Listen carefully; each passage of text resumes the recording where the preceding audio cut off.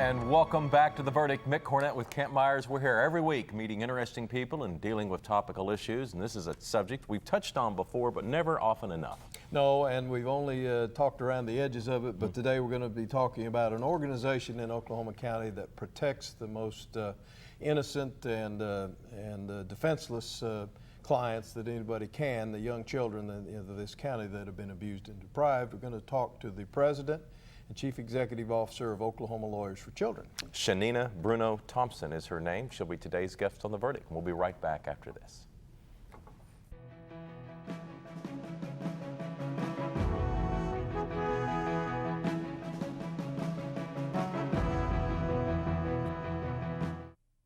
Ryan Leonard for Attorney General, a former prosecutor and fighter who will lock up child predators and drug dealers. One of the first to call for a constitutional challenge to the Obama-Pelosi health care bill. Like most Oklahomans, I'm concerned about the direction our country is headed. I'll fight to protect our families, and I will fight to defend our constitutional freedoms. And when Washington, D.C. overreaches, we'll push back and push back hard. Ryan Leonard, protecting our families, protecting our freedoms. The idea of sending American money out of our own economy these days for foreign oil is madness. Yet we're spending $25 billion a month on foreign oil. America's 100-year supply of natural gas can break this pattern and strengthen our economy. See how it can create jobs, generate clean electricity, fuel our cars, and protect our environment at chk.com. Chesapeake, America's champion of natural gas.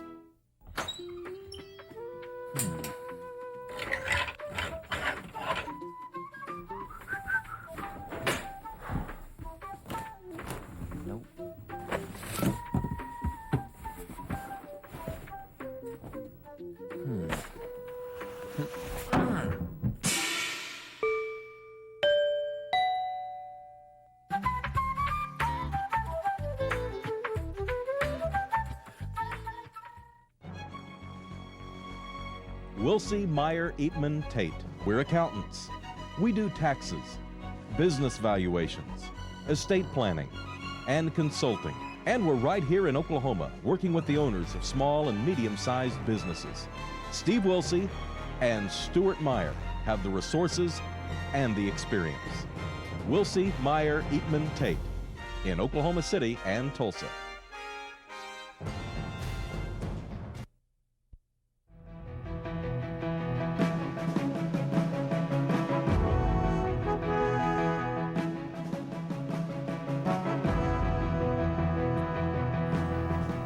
Welcome back to The Verdict. Mick Cornett with Kent Myers, and Kent's going to introduce today's guest.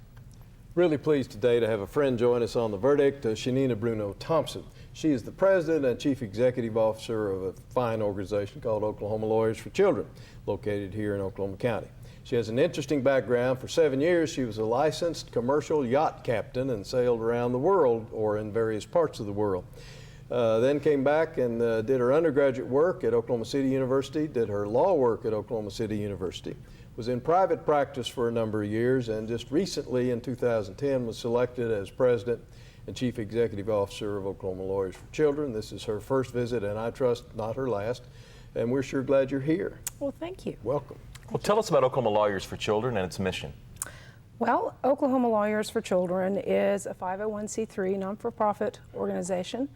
Our mission is to represent the abused, neglected, and deprived children in the Oklahoma County juvenile justice system. And to do that, we organize, recruit, and utilize the time and talents of volunteer lawyers and non-lawyer volunteers. Well, I know Kent's been involved in this from the very beginning. And how did you get involved? Well, actually, the firm that I was working for in 1998 was one of the first firms that Kent and the other co-founder, Don Nicholson, came to visit and recruit lawyers.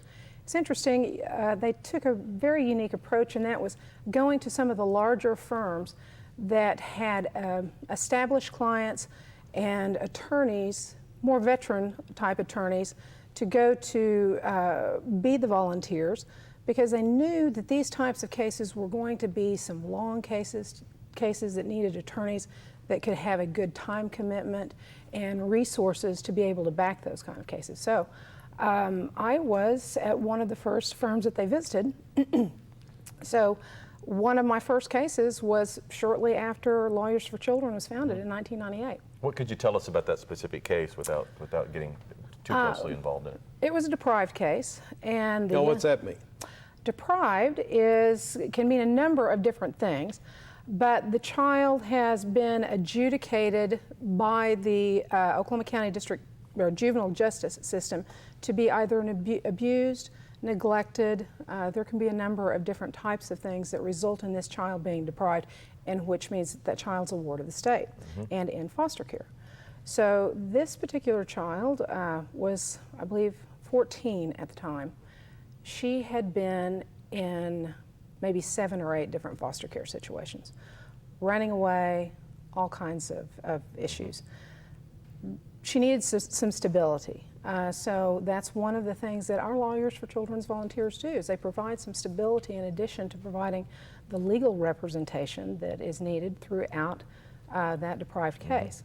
So I ended up being with her until she aged out, turned 18, and got her into a stable foster care situation, and stayed with her until she matriculated out and went on her way as a young adult. And with that assignment behind you, had you had your fill, or were you inspired to want to do more with the organization? Oh, yes. And Lawyers for Children handles that in an interesting way, because there are a lot of cases that can require big time commitments. You can follow children, gosh, we get them, from birth until they're 18 years old, but there are other cases that don't necessitate as much attorney time. So I got to do some other cases where there were also deprived cases, but their rights had been terminated and they were moving on to adoption. So after the child was adopted, then they are no longer a part of the juvenile justice system, and so that case is actually ended. How do you go about today recruiting volunteer lawyers that are willing to give whatever's necessary on a particular case?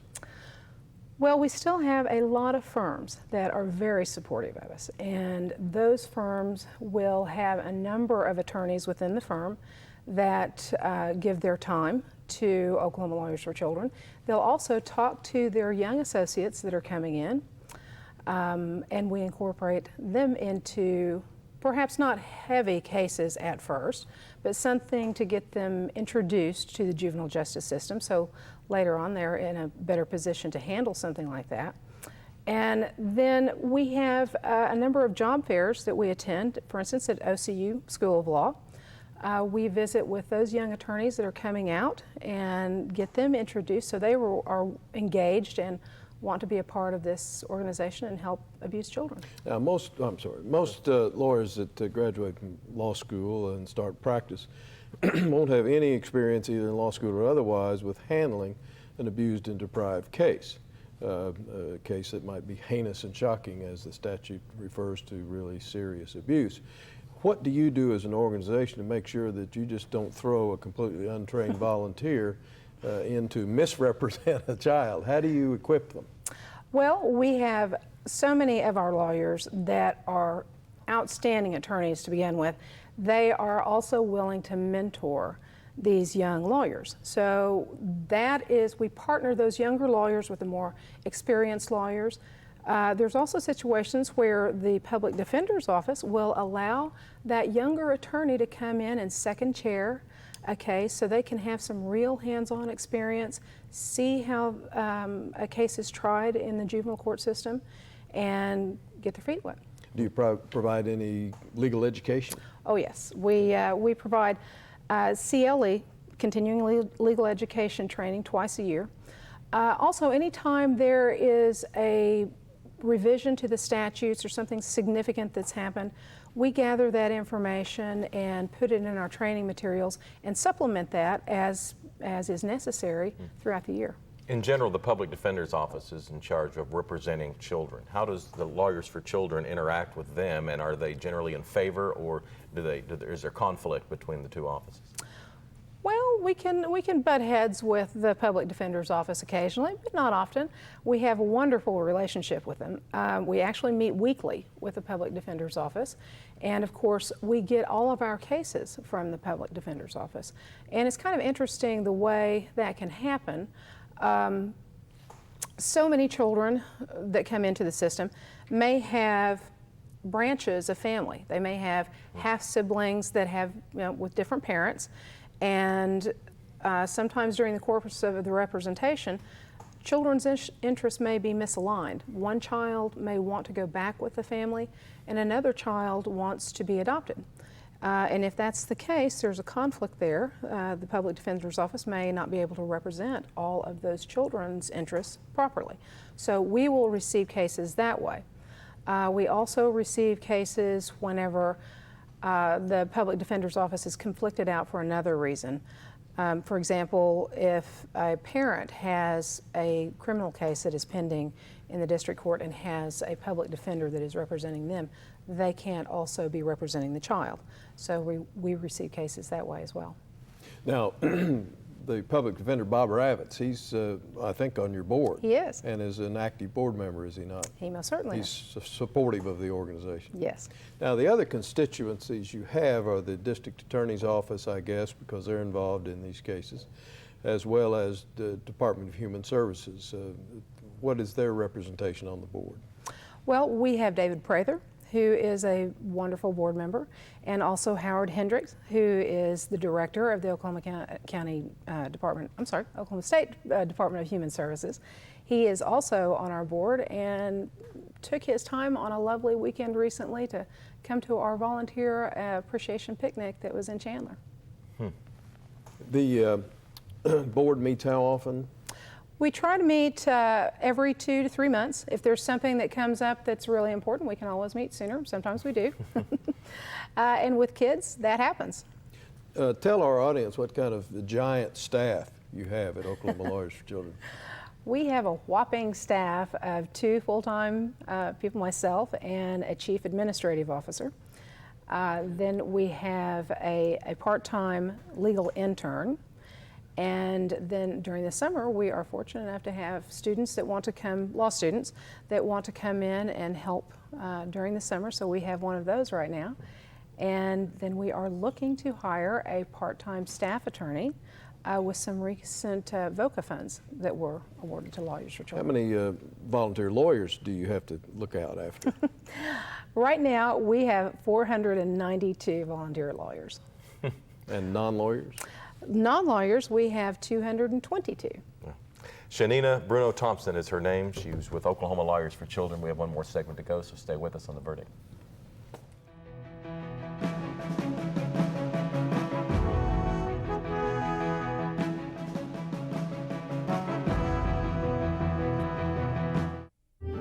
I'm Beulah Shavney, and I'm an original member of the Women's Army Auxiliary Corps, and I'm Chickasaw. I worked at the Phoenix Indian Hospital for a year, and then there was the war. I felt like it was my duty I wanted in the Army, so I made it, got in. And it was a good feeling to put that uniform on. We were one of a kind that started something and finished it. To see these women go in today, they are really doing a great job. And I'm very proud to look back now and see that I was one of the first ones of the Army that went in. There is just something that stands out about Chickasaw women. They want to go as far as they can go and succeed. I've got to do my best because I'm Chickasaw. What's your idea of security? A good-paying, sustainable job? A solid economy? Less dependence on foreign energy? We can achieve it with the help of one industry, American oil and natural gas. It creates energy, jobs, and a strong economic base we can rely on. New technologies open vast reserves that will supply our energy needs far into the future. Because security, by every definition, is worth protecting.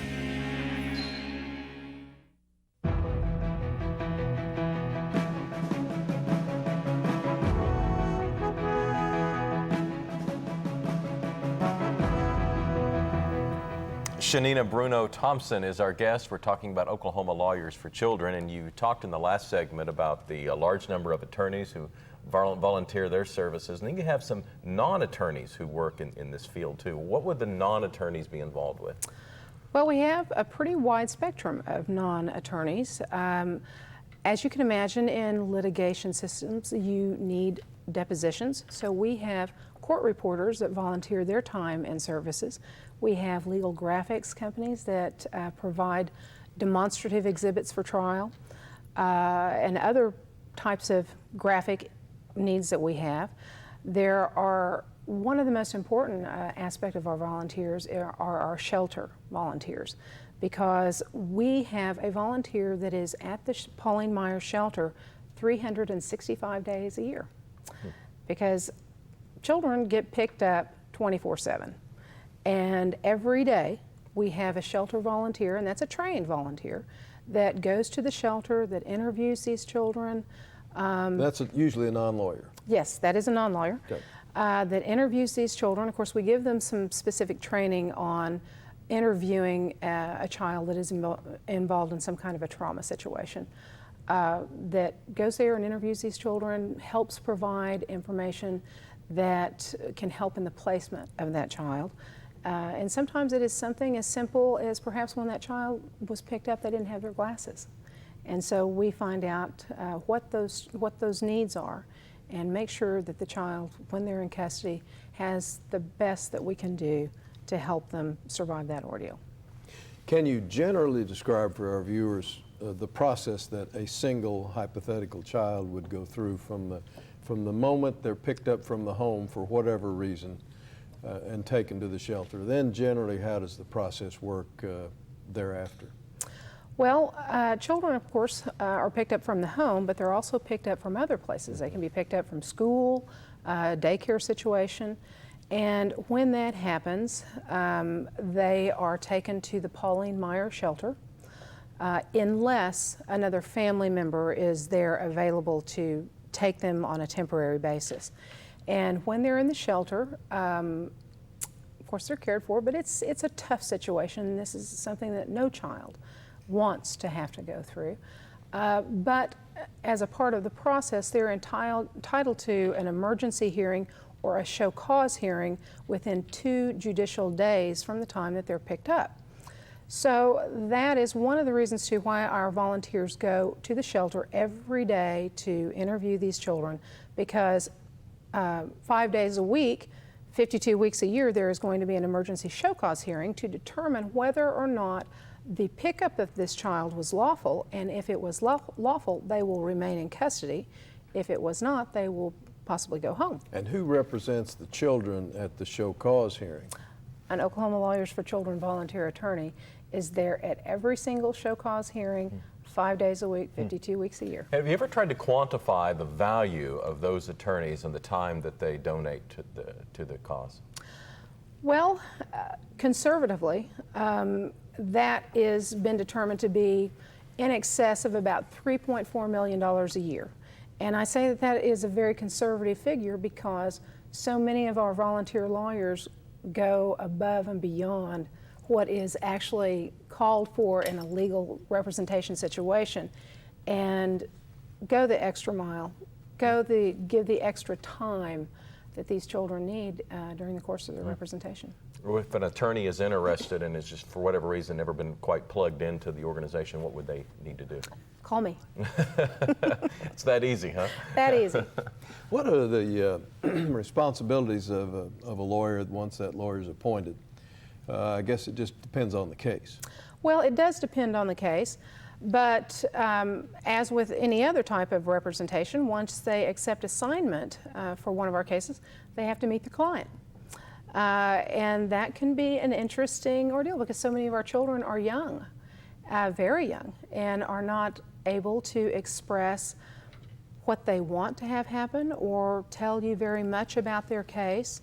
So that poses a challenge to our lawyers. Obviously, they have to get the file and become familiar with what is going to be happening, whether that case is going to be one that needs to be litigated, whether it is going to be one that perhaps parents stipulate to the allegations that that have been alleged by the district attorney's office. So they can go a number of different ways, some short, some long. Well, once the lawyer accepts the assignment, is it they take it for a year and then give it back to you, or how does that work?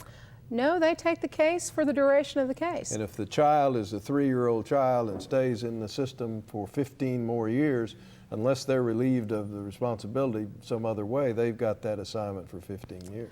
They do, and that is one of the most remarkable things that I find about our volunteers. They stay in it for the long haul. What's the judge's perception of all this? I would assume that the judges are appropriately glad that the child has such capable representation.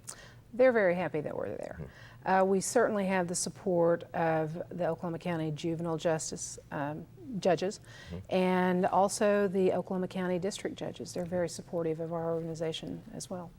Now, if a lawyer determines that a deposition needs to be taken, of course we're talking about an indigent child, and the lawyer is a volunteer, what's the responsibility of that lawyer to make sure that deposition is taken and to pay for it if necessary, out of his or her own funds? Well, of course, the responsibility is there, and if that deposition needs to be taken, the lawyer schedules depositions as is necessary according to contacting the opposing counsel and the necessary parties. That can run into kind of an interesting problem as we have a bit of a question right now with some of our statutes as to what to do if the other side is not agreeable to taking a deposition. In general, are you getting more cases come your way or fewer cases come your way? Well, that's a good question. The Department of Human Services has been taking a more proactive approach with these types of cases now and are really trying to do more pre-adjudicative work, pre-pickup work, where they try and get in and provide some more services beforehand. So what that means to us is that perhaps the actual number of cases that come through the door is a little bit lower, but the ones that do come through the door are cases that are definitely going to be in the system. Now, at the adult level, we have drug court, for instance. Do we have something similar for youth offenders?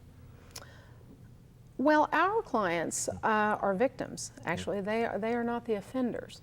But what you do see very oftentimes in these cases are you see children that are having children. So they may be involved in some type of drug court situation going on downtown. But if they are in our system, they're normally working services along with the DHS in conjunction with a drug court program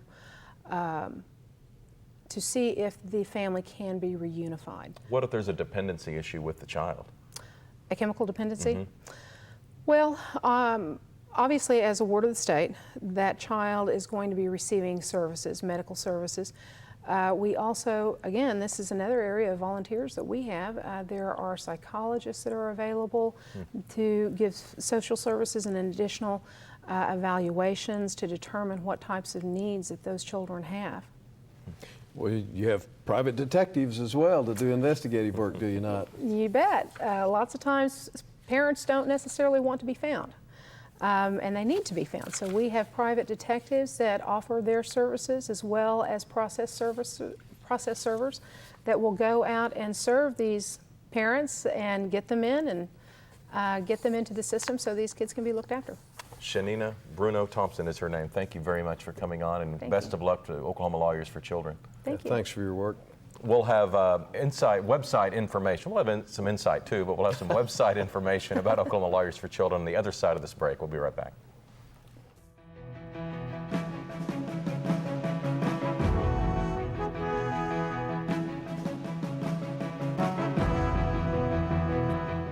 All children deserve a life of hope and love, but sometimes they experience a life of pain, neglect, and abuse. When that happens, each child deserves all the quality assistance and representation that can be offered in our legal system. For more information, call 23-CHILD.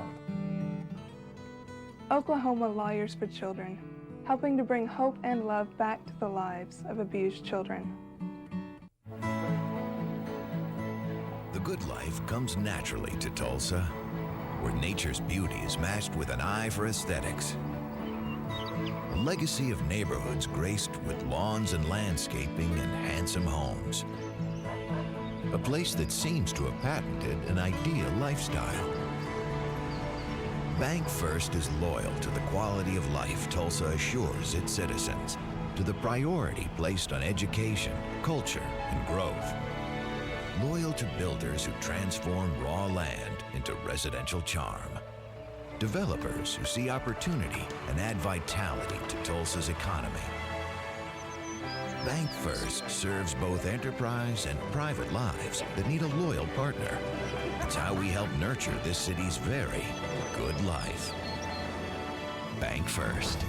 Loyal to Oklahoma. Loyal to you. The Journal-Record is pleased to be a sponsor of The Verdict. The Journal-Record, since 1903, the best source of Oklahoma business news and legal information. And for almost 30 years, Oklahoma political, government, and business leaders have turned to the McCarville Report for accurate, reliable, inside information. Visit the McCarville Report online.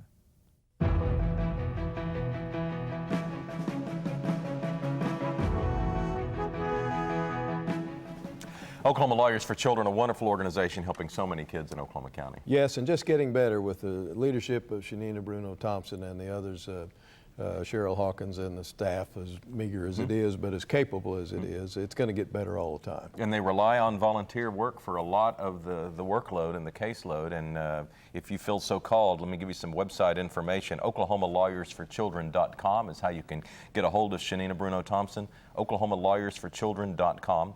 Or if you have an idea for a show that you'd like to see on an upcoming edition of The Verdict, you can contact us at theverdict.tv. That's theverdict.tv. For Kent Myers, I'm Mick Cornett. We're so glad you joined us here on this morning, and we'll see you next week for another show right here on The Verdict. So long.